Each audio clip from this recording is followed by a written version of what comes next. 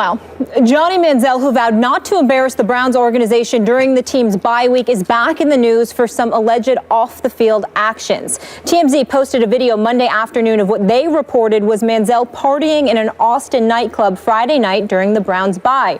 The video shows him holding a bottle of champagne. Manziel spent 10 weeks in a Pennsylvania rehab facility last offseason while volunteering at the Greater Cleveland Food Bank on Monday. Manziel told Cleveland.com that the video could be old, and he didn't comment specifically whether he drank alcohol during the bye week. Here's what Johnny said. Videos can be old. Videos can be all kinds of different things. So like I said, I'm not in a state to be able to speak on it because of my focus has been on this today. And what really matters is this game on Monday. So that's where my focus has been. I did get a chance to relax, so I haven't been anything like that. And so I haven't seen anything like that. And I'm not going to be able to speculate on it right now. So again, asked specifically if the video was old, Manziel said, I haven't seen it, so I can't speak on it. We don't have any direct confirmation the video was from this weekend. We don't know for sure that Johnny was drinking. Skip, regardless, what's your reaction to this? We don't know if this, if that, if this. Here we go again. It's just another Johnny incident, Stephen A. I'll say it again for the 3 viewers we have who might not know my stance on Johnny Manziel. I love this kid. Raved about him going into this draft. And I'm here to tell you, he just doesn't get it. He still doesn't get it. He's going to wake up sooner than later, and his career, the game of football that he lives for, is going to be gone because the people around the NFL who count are going to decide that his off-field escapades mean more to him than what happens on the football field.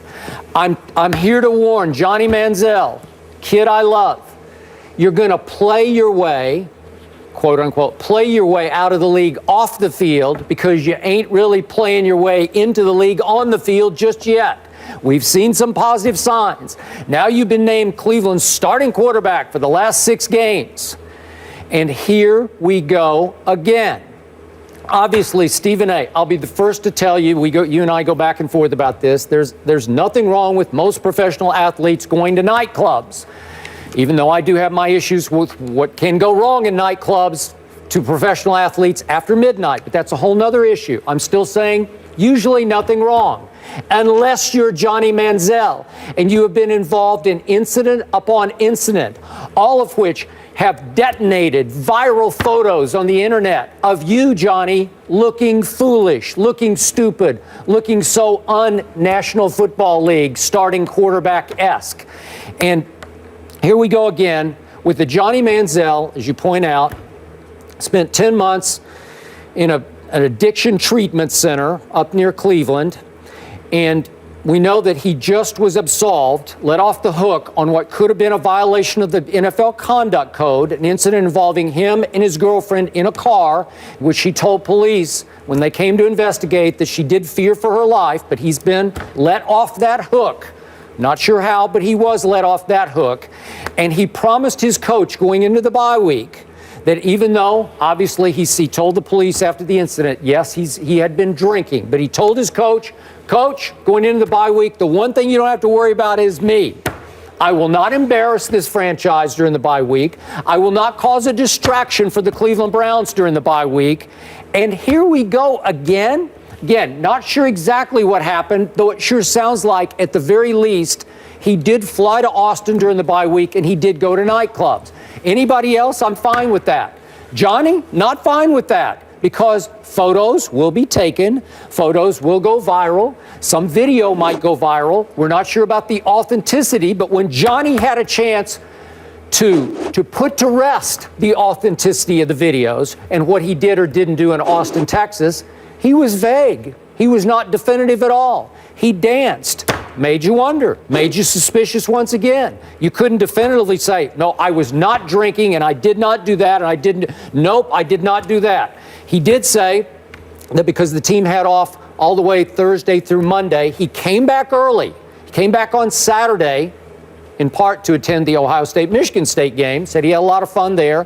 But we know Johnny likes to go out. Johnny likes to be around people. Johnny likes to have a good time. At some point, Johnny can't have a good time in public anymore because he has to focus on winning on the football field first because of all the black marks on his resume, all the X's on his resume that continue to pile up. I'm sure his franchise is embarrassed by this because they're all going to have to answer to this when they reconvene on Tuesday as they get ready for a Monday night game.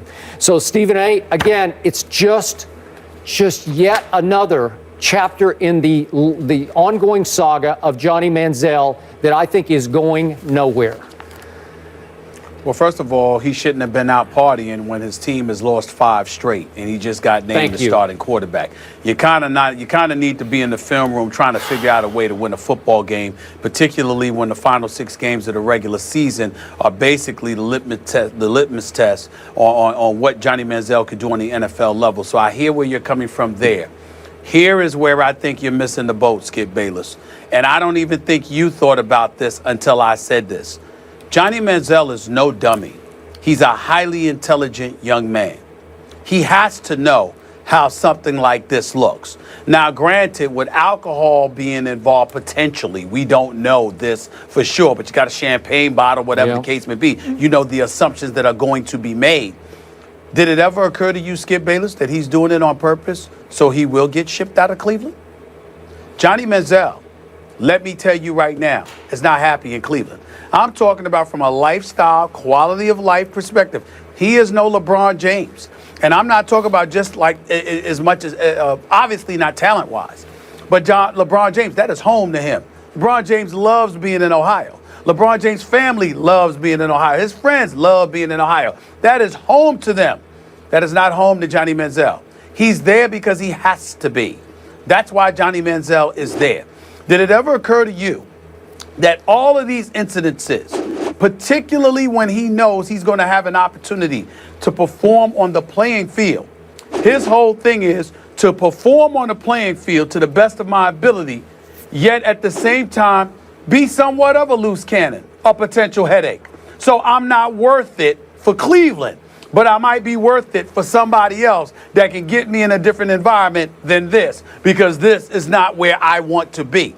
I'm not saying I know this for sure, but I would not put it past Johnny Manziel to be thinking along those lines, because it has been very, very hard. And when we understand this, and let me make sure that I'm not disrespecting the city of Cleveland or its fan base, tremendous fan base. I tell those people that all the time when I'm at the Cavs games. The fans are great.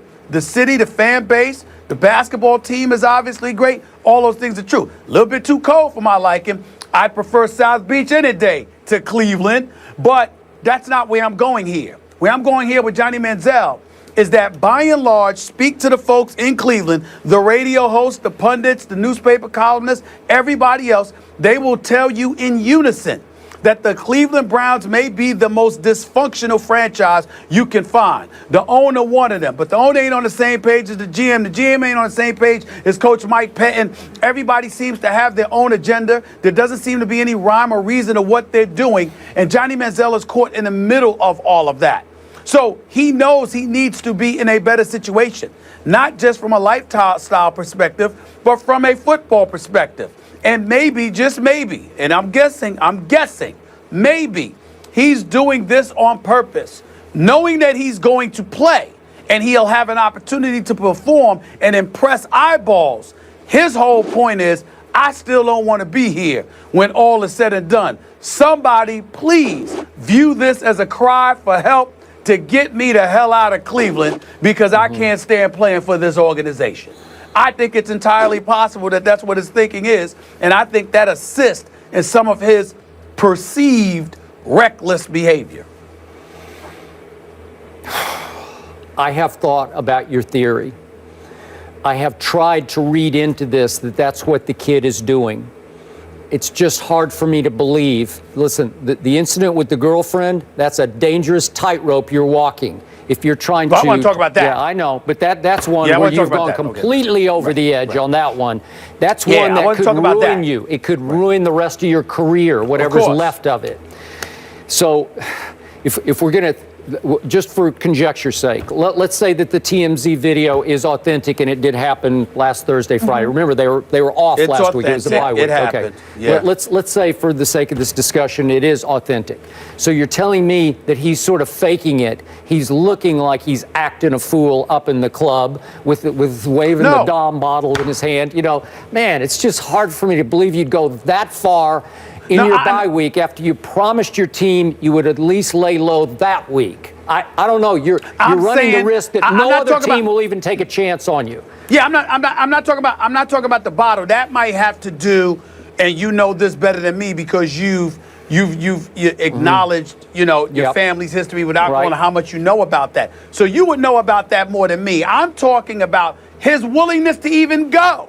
Knowing that you're going to bring, because you can't hide. You cannot just hide. Showing up is going to make news. So just to go there is what I'm saying. Now, what he did when he got there is what you're alluding to. I'm talking about his willingness to even go in the first place. I certainly wasn't talking about the road incident with his girlfriend.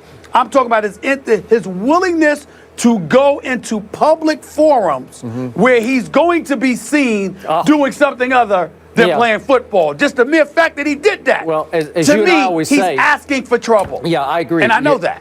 You and I came up in the newspaper business. Now, everybody in every club is holding a newspaper in his or her hands with the ability to hit send and send it out to potentially millions of people. So Johnny knows he can't escape. You can't lay low going to the club. You're going to make news as soon as you step through the door. If you're Johnny Manziel, Johnny Football during his bye week, it's going to go viral. And it did yet again. So I love the case that you're making. I want him so badly out of Cleveland. I just don't like the signs are all bad in his personal life. The people I know who know Johnny are all just so upset with him. They feel like they've lost him. I don't know what his family thinks, but remember for a while he was sort of exiled by his family. They're trying to tough love him and just say, Johnny, that's enough. And it sort of forced him at some point to say, I give up, I'm going to rehab.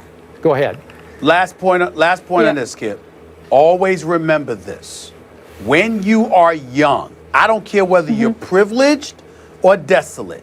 When you are young and you are unhappy, a speck of idle time could be the most dangerous thing because the last thing you want to do is languish someplace in solitude, literally being swarmed by the thoughts of your misery. You want to get out, you want to exhale, you want to express yourself. That's what this dude, you got to get him out of Cleveland. He doesn't want to be there.